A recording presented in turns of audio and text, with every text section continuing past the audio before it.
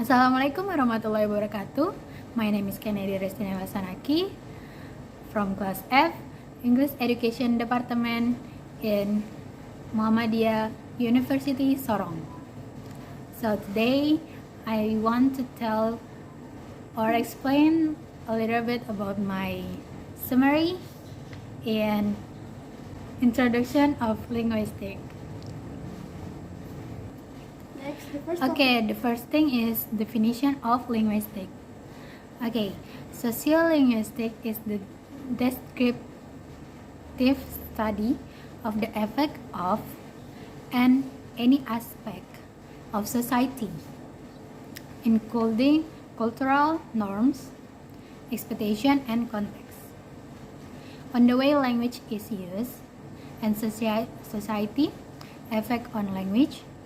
It differs from sociology of language, which focus on the effect of language on society. Sociolinguistics overlap considerably with pragmatics and is closely related to linguistic anthropology. The word linguistic combines the nouns linguist, meaning a master of language, one who uses his tongue freely, with the adjective suffix "ik."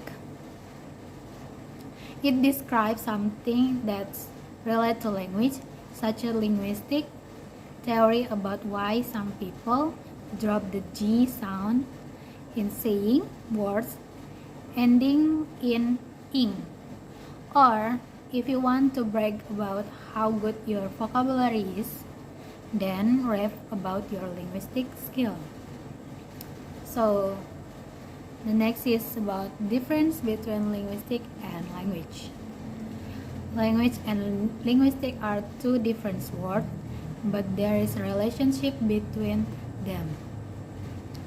Language is a sign system of humankind in order to communicate one thought, feelings, and opinions to someone else, but linguistic is scientific study of language. In fact, the goal of linguistics is to describe language and to explain the unaware knowledge all speakers have about their language.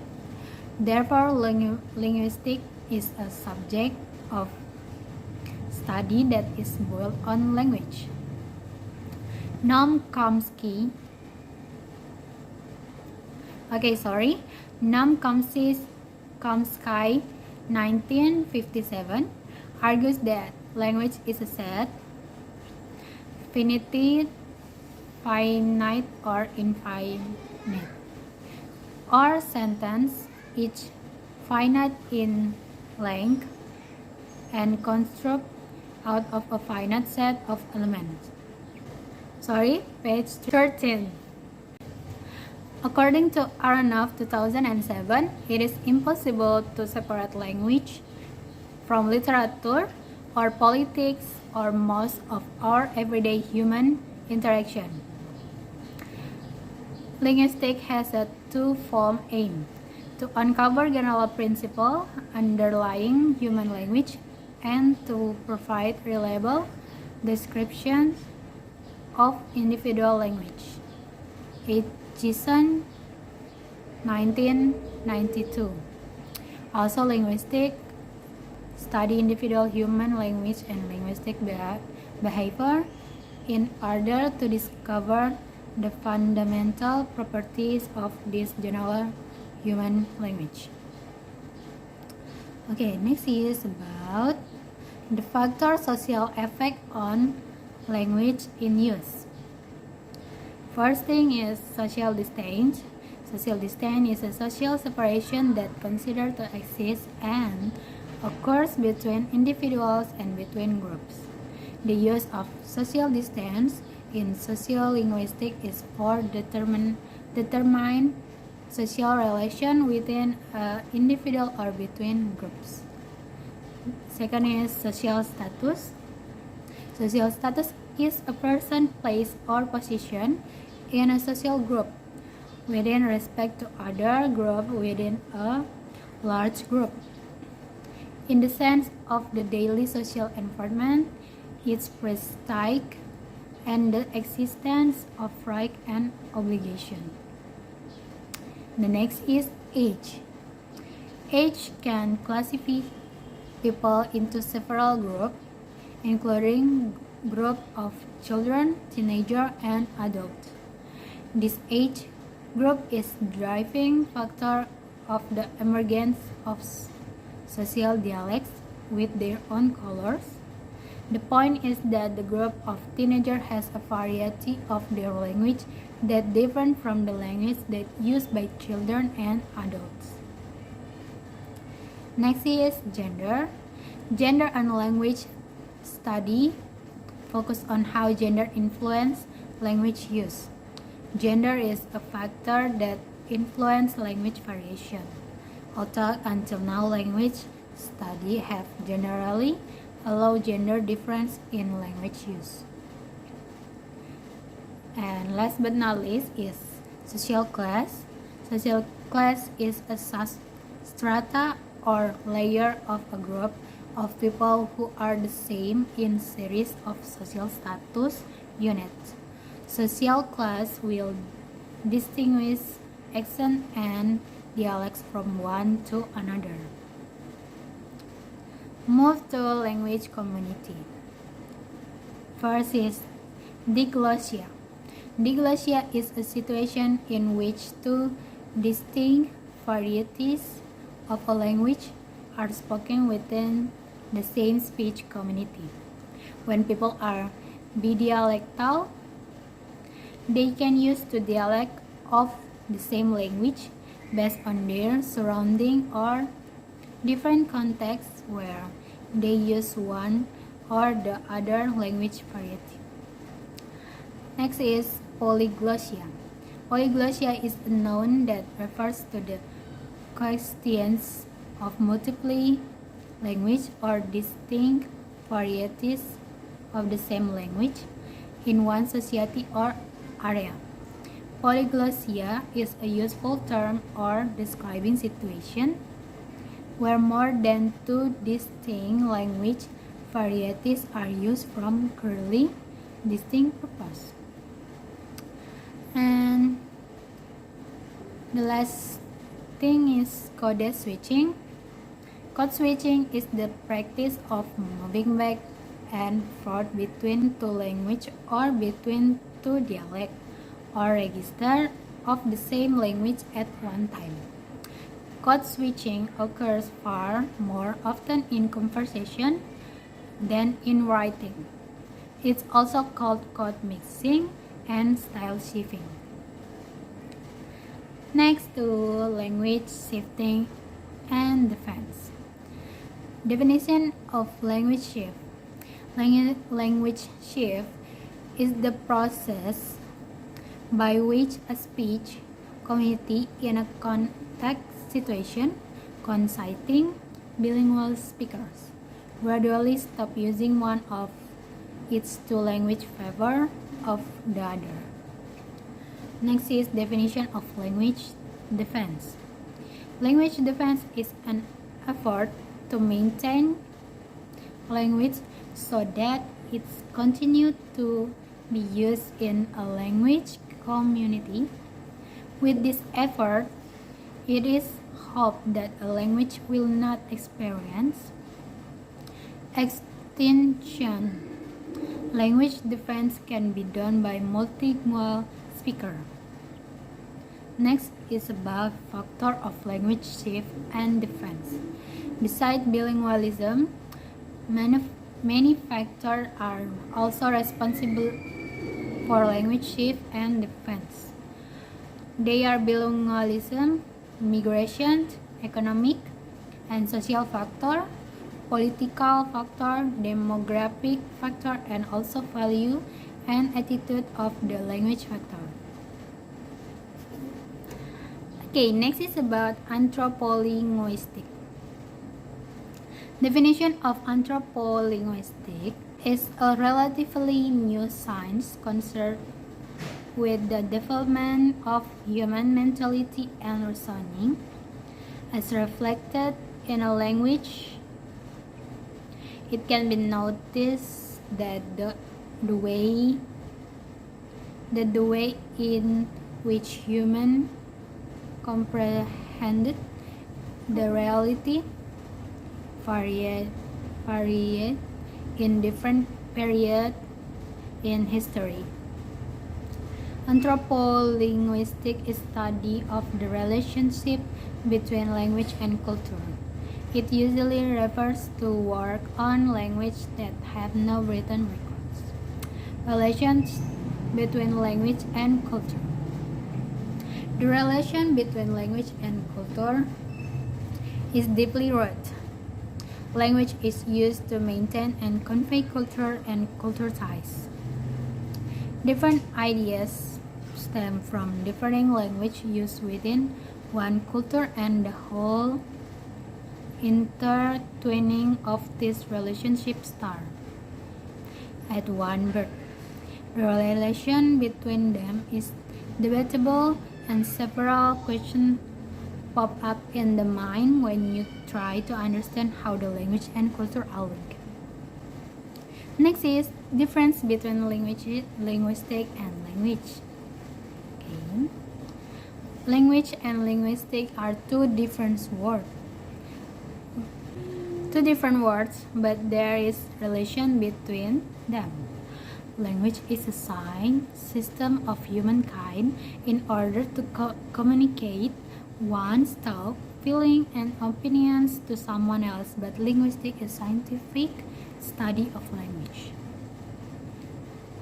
Okay, next is about nature of language. First is arbitrariness. In linguistics, arbitrariness is the absence of any natural or necessary connection between a word meaning and its sound or form.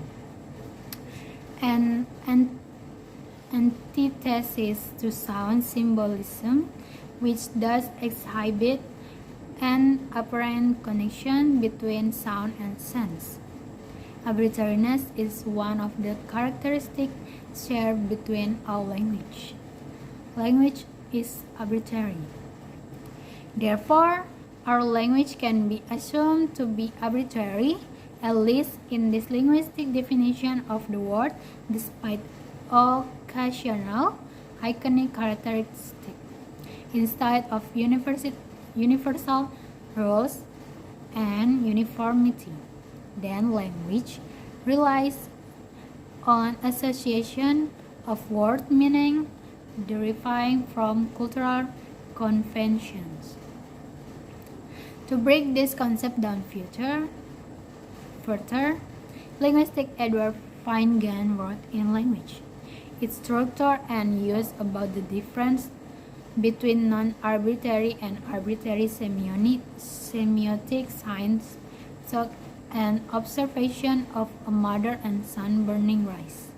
Imagine a parent trying to catch a few minutes of the television evening news while preparing dinner. He writes, suddenly a strong aroma of burning rice wafted into the TV room. This non-arbitrary sign will send the parents scurrying to salvage dinner. The little boy, he posits, might also signal to his mother that the rice is burning by saying something like, "The rice is burning." However, Feigen argues that while the utterance is likely to elicit the same result of the mother checking on her cooking, the words themselves are arbitrary. It is a set of facts about English, not about burning rice, that enables the utterance to alert the parents, which make the utterance an arbitrary sign. Next is about conventional. Conventional is an adjective for things that are normal ordinary and following the accepted way. Ho hum. This word describes what is typical and ordinary and that which follow accepted standard of behavior or taste. What is conventional product? Conventionally grown in an agriculture terms referring to a method of growing edible plants such as fruit and vegetables and other products. It is opposite to organic growing method which attempt to produce without synthetic chemical like fertilizer, pesticides, antibiotic, hormones, or genetically modified organism. Spoken and written language. Spoken language involves speaking and listening skill, whereas written language involves reading and writing skill. The main difference between spoken and written language is that written language is more formal and complex than spoken language. Next is phonetic and phonology. Definition and example of phonetic. Phonetic is the study of the physical sounds and of a human conversation. It relates to the physical nature of the sound or phone, as well as physiological production process, auditory receive, and neurophysical perception. Next is definition and example of phonology. Phonology is defined as the study of sound patterns and their meanings, both within and across language. An example of phonology is the study of different sounds and the way they come together to form speech and words, such as the compression of the sound of the two P sounds in pop-up. Next is difference between phonetic and phonology. Phonetic deals with the production of speech sound by human, often without prior knowledge of the language being spoken.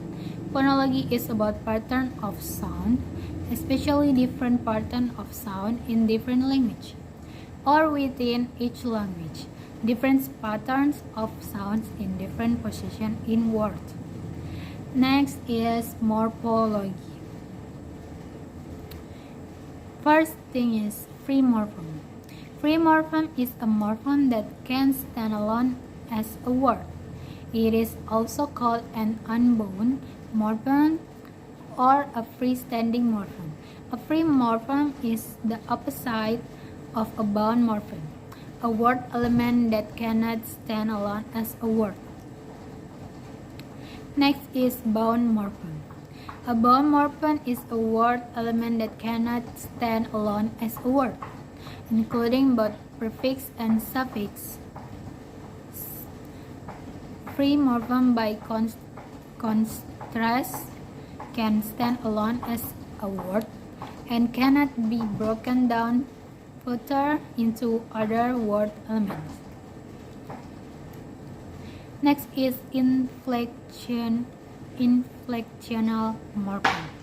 Inflectional morpheme is a suffix that added to add word or a noun, verb, adjective, or an adverb to assign a particular grammatical property to the word, such as it contains number, possession, or comparison. Next is derivational morpheme. Derivational morpheme is an affix, a group of letters added before the beginning prefix or after the end suffix, of a root or base word to create a new word and new form of an exciting word. Okay, the last but not least is semantic. Definition of semantic. Semantic is the one of the important branches of linguistics. Semantic is the study of meaning, reference, or truth. The terms can be used to refer to subfields, several distinct disciplines, including philosophy, linguistics, and computer science. Okay, I think that's enough from me. More or less, please forgive me because I'm only human. I can do mistake too. Wassalamualaikum warahmatullahi wabarakatuh.